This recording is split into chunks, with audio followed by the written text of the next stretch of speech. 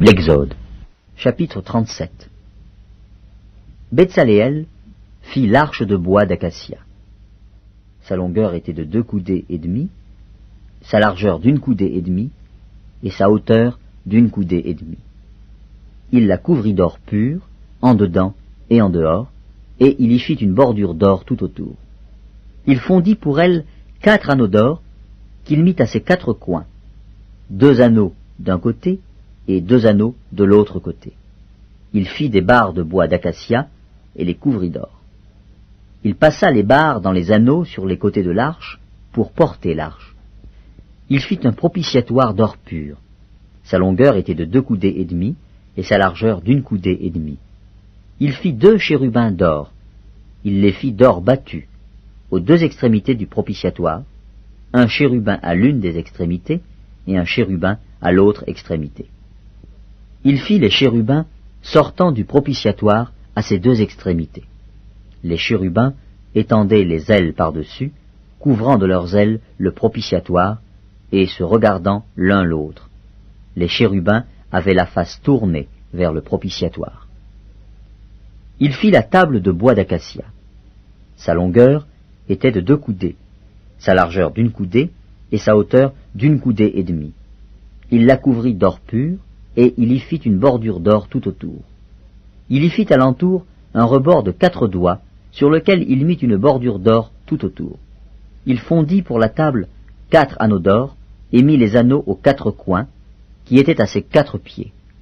Les anneaux étaient près du rebord, et recevaient les barres pour porter la table. Il fit les barres de bois d'acacia, et les couvrit d'or, et elles servaient à porter la table.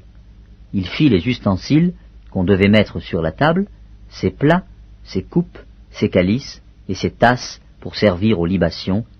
Il les fit d'or pur. Il fit le chandelier d'or pur. Il fit le chandelier d'or battu. Son pied, sa tige, ses calices, ses pommes et ses fleurs étaient d'une même pièce.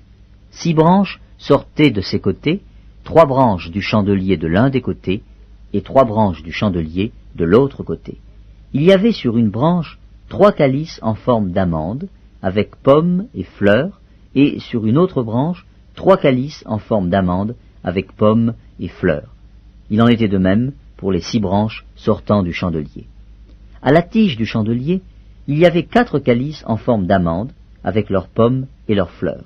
Il y avait une pomme sous 2 des branches sortant du chandelier, une pomme sous 2 autres branches, et une pomme sous 2 autres branches. Il en était de même pour les 6 branches sortant du chandelier. Les pommes et les branches du chandelier étaient d'une même pièce. Il était tout entier d'or battu, d'or pur.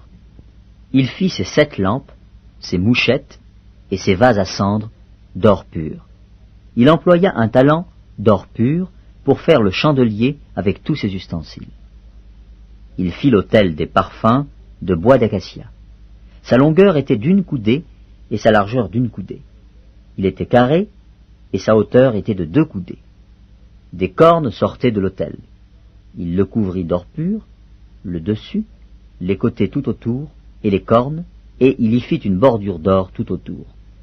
Il fit au-dessous de la bordure 2 anneaux d'or aux 2 côtés.